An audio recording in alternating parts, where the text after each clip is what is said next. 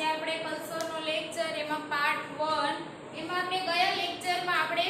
વાર્તા જોઈ હતી એ ઉપરથી આપણે જોવાનું છે વાર્તા જોઈ લીધી છે હવે આ લેક્ચરમાં આપણે જોઈએ છે છૂટી ગયેલા શબ્દ શોધો વાર્તામાં જોઈ વાક્ય ફરી લખો એટલે કે આપણે વાર્તા જોઈ લીધી છે ગયા લેક્ચરમાં હવે આપણે વાર્તામાં આ વાક્ય આપેલા છે એમાંથી જે છૂટી ગયેલા શબ્દો છે એ આપણે લખવાના છે પછી એમાં જોઈએ તો એમાં કેવી રીતે લખવાના છે એ આપણે જોઈએ વિદ્યાર્થીઓને જોડીમાં બેસાડી વાર્તામાંથી નીચેના વાક્ય શોધવાનું કહો એટલે આપણે તમારે જોવાનું તમારે અને તમારી મમ્મી સાથે બેસીને જોવાનું છે કયા કયા શબ્દો છૂટી ગયા છે એ તેઓને વાર્તાના વાક્યને અને નીચેના વાક્યને સરખાવવાના કહો એટલે કે જે વાક્ય આપેલું છે એમાં શું છૂટી ગયેલું છે એ તમારે સરખાવવાનું છે અને વાક્ય પાઠમાં એટલે કે વાર્તામાં જે આવે છે એ તમારે જોવાનું છે આપેલા વાક્યમાં કયા શબ્દ છૂટી ગયા છે તે શોધવા કહો ત્યારબાદ વાર્તામાં જોઈ ઉદાહરણ મુજબ શબ્દ વચ્ચે યોગ્ય જગ્યા છોડી વાક્ય ફરીથી લખવા અને શોધેલા શબ્દ નીચે લીટી કરવાનું કહો એટલે કે જે આપણે છૂટી ગયેલો શબ્દ છે જે વાર્તામાં આવે છે અને વાક્યમાં છૂટી ગયો છે એ શબ્દ આપણે લખી અને લીટી કરવાની છે તો આપણે પેલું ઉદાહરણ આપેલું છે બારે માસ એક ઝાડથી બીજા ઝાડ પર ફરતો રહે તો આપણે એનો શું છૂટી ગયો છે શબ્દ વાર્તામાં શું આવે છે અને આમાં શું આપેલું છે આપણે જોશું તો એના જવાબમાં છે બારે માસ એક ઝાડથી બીજા ઝાડ પર ફરતો રહે આવું વાક્ય છે એ વાર્તામાં આપેલું છે પણ આ વાક્ય આપેલું છે એમાં ઝાડ આપેલું નથી તો એ શબ્દ છૂટી ગયો છે તો ઝાડ લખી એની નીચે અંડરલાઈન કરવાની છે હવે એવી જ રીતે પેલું છે ખટખટે ઘર પાસે અચરજ જોયું ખટખટે ઘર પાસે અચરજ જોયું તો એમાં આપણે કયો શબ્દ ખૂટી ગયો છે એ જોઈએ તો લખો ખટખટે એક તો એક શબ્દ છે એ વાક્યમાં આવેલો નથી તો આપણે એક લખી એની નીચે પેન્સિલથી અંડરલાઈન કરવાની છે એક ઘર પાસે અચરજ જોયું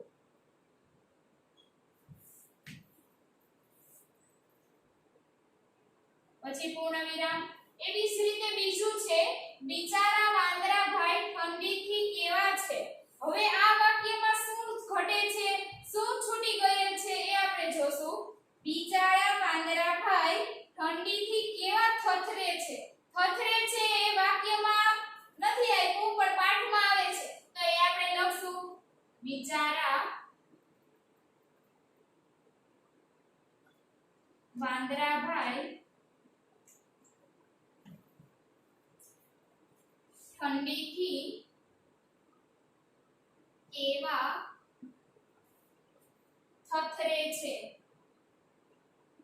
થથરે શબ્દ એવો એની નીચે પેન્સિલથી અંડરલાઈન કરવાનું છે થથરે છે પછી ઉદ્ગાર સ્ટ્રિંગ પછી એના પછીનું વાક્ય છે ઉનાળામાં ગરમી લાગશે ને ચોમાસામાં બચી શકાશે તો એમાં આપણે શું વાક્યમાં છૂટી ગયેલું છે તો કે ઉનાળામાં ગરમી ઓછી લાગશે અને ચોમાસામાં વરસાદથી બચી શકાશે તો કે આપણે લખીએ ઉનાળામાં ગરમી ઓછી લાગશે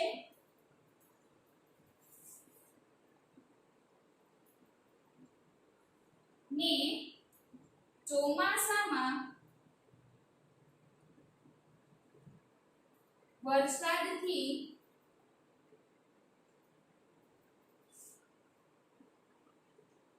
બચી શકાશે તો હવે જોઈએ આમાં આપણે કયો શબ્દ છૂટી ગયેલ છે ઉનાળામાં ગરમી તો કે ગરમી લાગશે તો આપણે ઓછી શબ્દ છે ઉમેરો એ આપણે છૂટી ગયો હતો તો ઓછી શબ્દ લખી અને એની નીચે અંડરલાઈન કરવાની પછી લાગશે ને ચોમાસામાં વરસાદથી એટલે આ વરસાદ શબ્દ છે એ વાક્યમાં છૂટી ગયેલ છે તો આમાં ઉમેરી અને એની નીચે અંડરલાઈન કરીશું પછી એના પછીનું છે ચોથું ખટખટે તારે નથી બનાવવું ખટખટે તારે નથી બનાવવું તો આપણે એમાં શું ખૂટી ગયેલ છે તો કે જોઈએ ખટખટ અલ્પવિરામ એ ખટખટ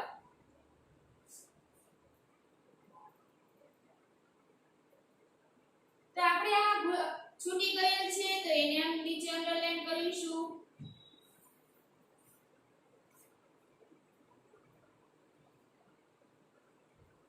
તારે ઘર આપેલું નથી એ પણ છૂટી ગયેલ છે તો ઘર લખી નીચે અંડરલાઈન કરશું ઘર નથી બનાવવું અક્ષર સારા કરીને લખવાનું છે બધાએ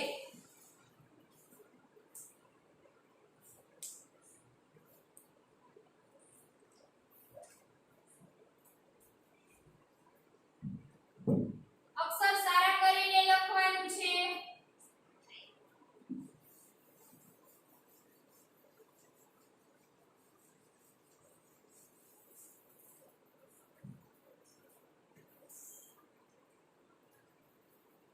પછી પાંચમું છે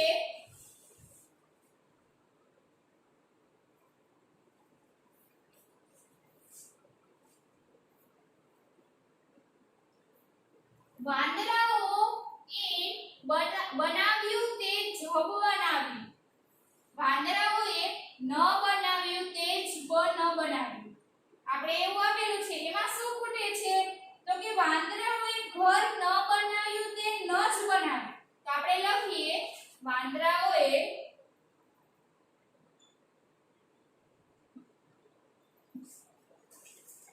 ઘર ઘર શબ્દ છૂટી ગયેલ છે તો એને લખી અને નીચે અંડરલાઈન કરીશું ઘર ન બનાવ્યું તે ન જ બનાવ્યું ન પાછો એક ખૂટી ગયેલ છે એના નીચે અંડરલાઈન કરીશું ન જ બનાવ્યું આવી ગયું વાક્યમાં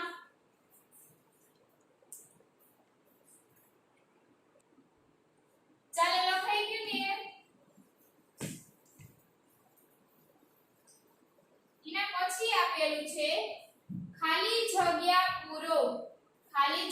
પૂરો અને મોટેથી વાંચો તો આપણે ખાલી જગ્યા પૂરીએ તો એમાં પહેલી ખાલી જગ્યા છે માણસોને તાકતા જોઈ ખટખટને ખાલી જગ્યા લાગી નવાઈ કે નવરાશ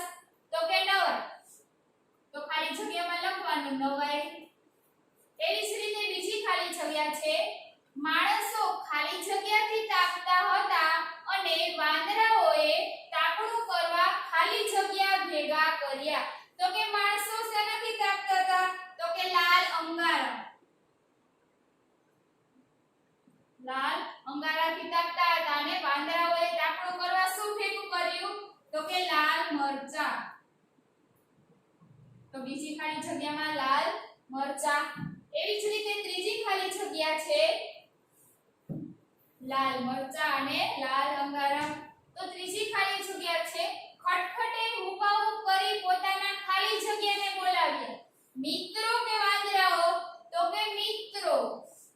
તો ખાલી જગ્યામાં લખવાનું મિત્રો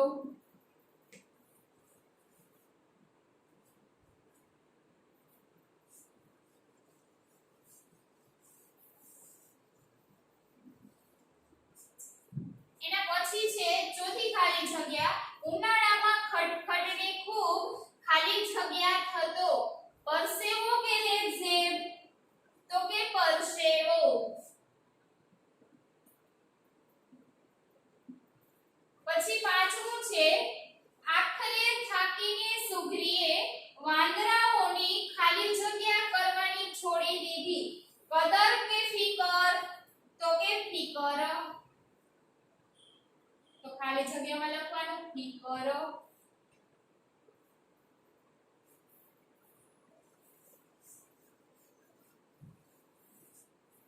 એના પછી છે બ માંથી સરખા અર્થવાળું વાક્ય શોધી તેનો ક્રમ ચોરસ બોક્સમાં લખો એટલે કે જે અ આપેલું છે એને સરખું વાક્ય થાતું હોય એવું બ માંથી શોધી અને ક બ ક ખ ગ એ જે લખવાનું છે તો પહેલું છે બધા ધ્રુજતા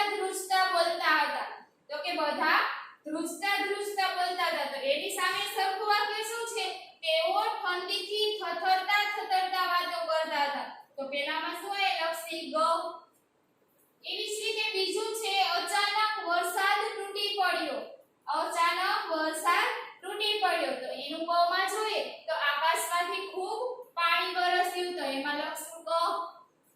પછી ત્રીજું છે આકાશમાંથી આગ વર્ષી રહી છે. આકાશમાંથી આગ વર્ષી રહી છે તો એનું બમાં જોઈએ તો ખૂબ તાપ લાગે છે. કેવું છે તો ઘ. પછી ચોથું છે બારે માસ એક ઝાડથી બીજા ઝાડ પર ફરે છે તો એને બમાં જોઈએ તો શું આવશે તો કે આખું વર્ષ તેઓ ફર્યા કરે છે તો કે ચોથામાં બોક્સમાં આવશે ચ. પછી પાંચમું છે વાંદરાઓએ પૂંછડીઓનો મિનારો બનાવ્યો તો હવે એક જ વધ્યું છે ખ. તેમને ઊંચો મિનાર જેવો આકાર બનાવ્યો. આ રીતે તમારે લખવાનું છે.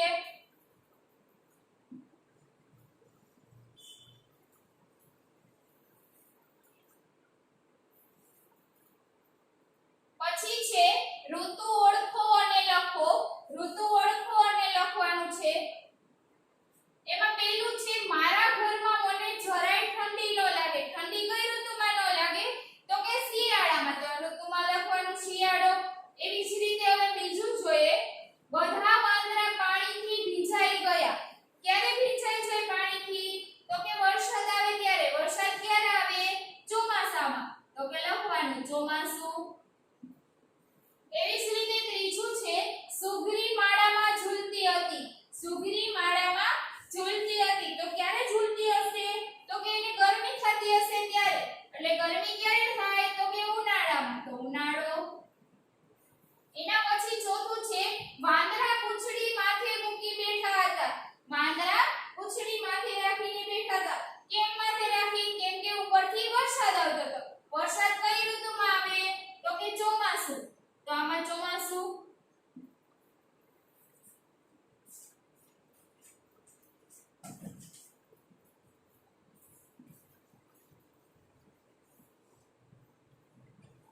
એના પછી છે પાંચમું વાંદરાઓએ માણસોની નકલ કરી. તો વાંદરાઓએ માણસોની નકલ ક્યારે કરી હતી? માણસો અંગારાથી તાપતા હતા એવી લાલ મરચા ભેગા કરીને વાંદરાઓએ નકલ કરી. તો તાપ ક્યારે કરી તો કે શિયાળામાં. તો લખવાનું શિયાળો.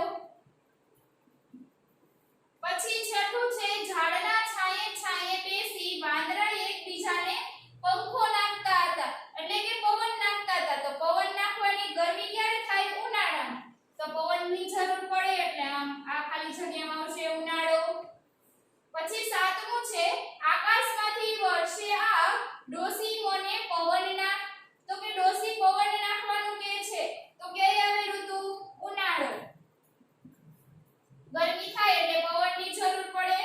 પછી આઠમું છે સળગાવીને લાકડા તાપણું કરે માકડા. એટલે કે લાકડા ક્યારે સળગાવી ક્યારે તાપણું કરી તો કે શિયાળો.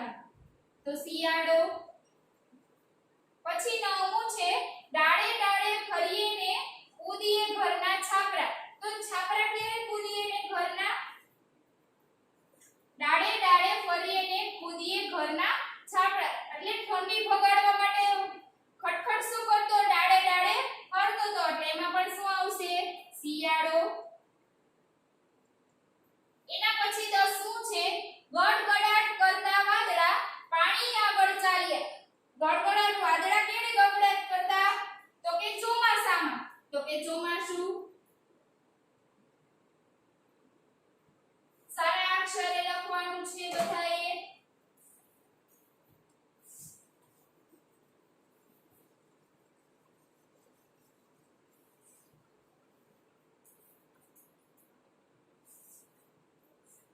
એના પછી જોઈએ શું હલકું છે અને શું ભારે છે એ કેવી રીતે ખબર પડે એ કહો. તો એમાં આપણે જોઈએ પેલું આપેલું છે સુઘરીનો માળો કે ઝાડની ડાળી. એમાંથી શું હલકું છે તો કે સુઘરીનો માળો છે એ હલકો. તો સુઘરીનો માળો છે અહીંયા લખવાનો હલકો. અને ઝાડની ડાળી લખેલું છે એ ભારે હોય એટલે અહીંયા નીચે લખવાનું ભારે.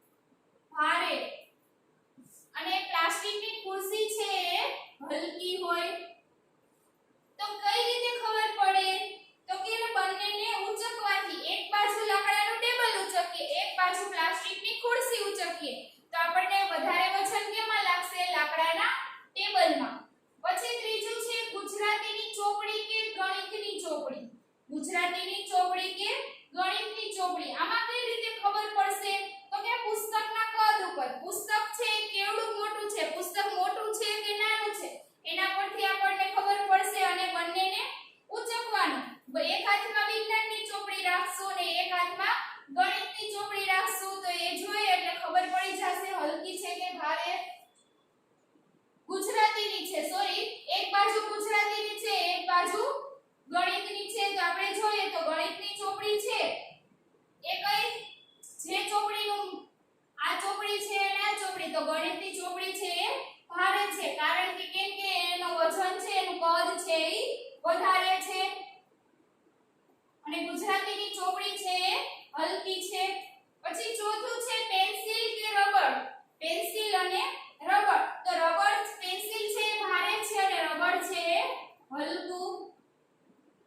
પેન્સિલ ભારે કેમ ખબર પડે બંનેને ઉચકવાથી પછી પાંચમું છે લખોટી કે પ્લાસ્ટિકનો દડો તો લખોટી છે કેવી હોય ભારે હોય અને પ્લાસ્ટિકનો દડો છે એ હલકો તો કે કેવી રીતે ખબર પડે બંનેને ઉચકવાથી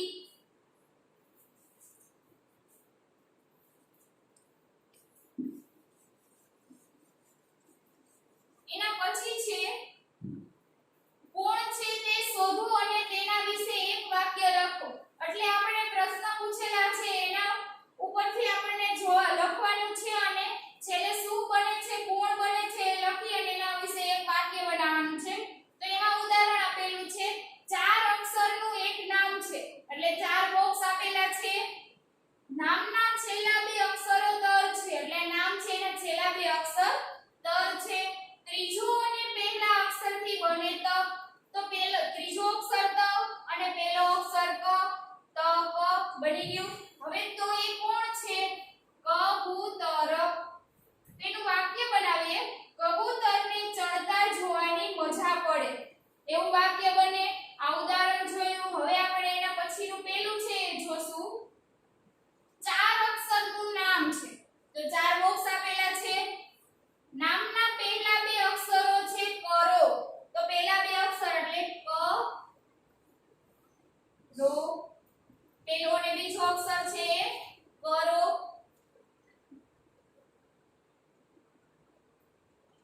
પહેલો અને બીજો અક્ષર છે કરો પછી પહેલો અને છેલ્લા અક્ષરથી બને કયો પહેલો અક્ષર આપણે લખી નાખ્યું ક અને છેલ્લો અક્ષર યો આ તો આપણે લખેલો જ હતો હવે ત્રીજો અક્ષર તમે ધારશો તો મળશે 8 પગવાળા જંતુનું નામ તો આપણે 8 પગવાળા જંતુનું નામ શું છે તો કે કરોળિયો 8 પગ હોય કરોળિયાને તો એના પરથી એક વાક્ય બનાવીએ કરોળિયો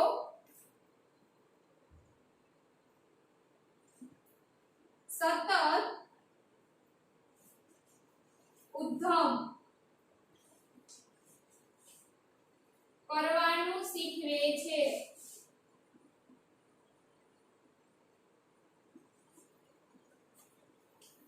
કરોળિયો સતત ઉદ્ધમ કરવાનું શીખવે છે ચાલો લખાઈ ગયું બધાને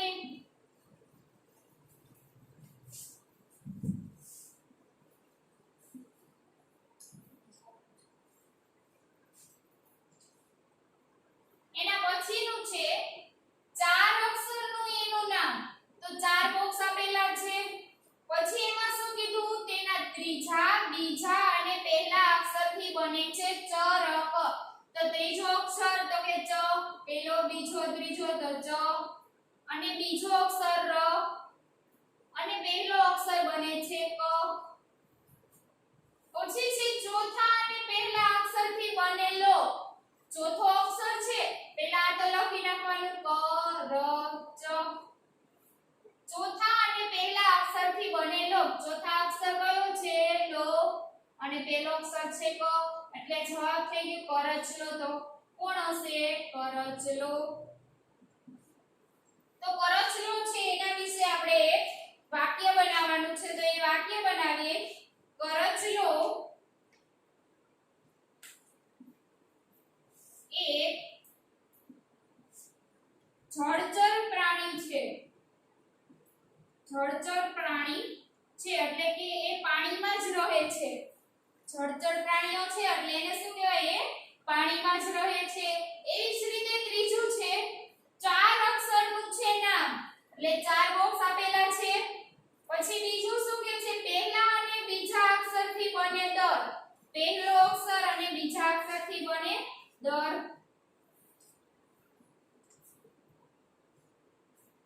પછી પહેલા અને ચોથા અક્ષરથી બને દડો દર અને ત્રીજો કયો અક્ષર કીધો ચોથો એનેથી બને ડો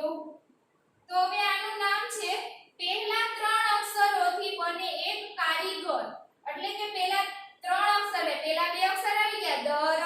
તો એક કારીગરનું નામ છે તો દરજીડો દરજી છે એ કારીગરનું નામ છે તો આખું શું બન્યું કોણ બન્યું દરજીડો આ જવાબમાં લખવાનું તો જવાબમાં લખીએ દરજીડો હવે એના પરથી હવે દરજીડો છે એનું વાક્ય બનાવશું આપણે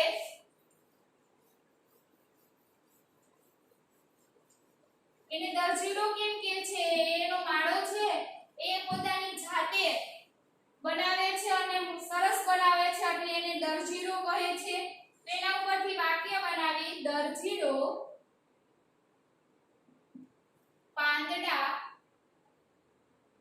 ને સીવીને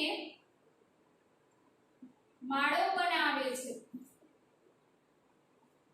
એ પોતાની જાતે પાંદડા સીવીને માળો બનાવે છે દરજીનું કામ કરે છે એટલે એને દરજીડો કહેવામાં આવે છે પછી ચોથું છે પાંચ અક્ષરનું છે નામ તો આમાં કેટલા ખાના આપ્યા પાંચ 1 2 3 4 અને 5 તો પહેલા બે અક્ષરથી બને કાન તો પહેલા બે અક્ષરથી લખી નાખવાનું કાન ત્રીજો અને પાંચમો અક્ષર ભેગા થઈ બને ખરો તો ત્રીજો પહેલા બે અક્ષર તો એમ લખી નાખવાના પછી શું કીધું ત્રીજો અને પાંચમો અક્ષરથી બને ખરો અને ત્રીજો અક્ષર ચોથો અક્ષર અને પાંચમો અક્ષર બને છે ખરો ચોથો અક્ષર માથામાં પડે તો ખંજવાળ આવે તો માથામાં શું થાય તો ખંજવાળ આવે તો કે જૂ પડે તો ખંજવાળ આવે તો આપણે પેલા હતું એ લખ નાખી કાન ખરો તો ચોથામાં શું કહે છે કે ચોથો અક્ષર એવો છે કે માથામાં પડે તો ખંજવાળ આવે તો કે જૂ પડે તો ખંજવાળ આવે તો બની ગયું કોણ હશે કાન ખજૂરો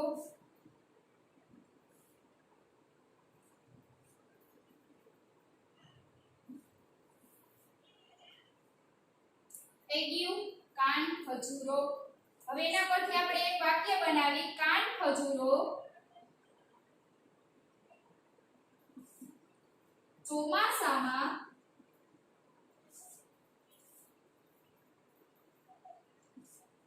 ફરતો દેખાય છે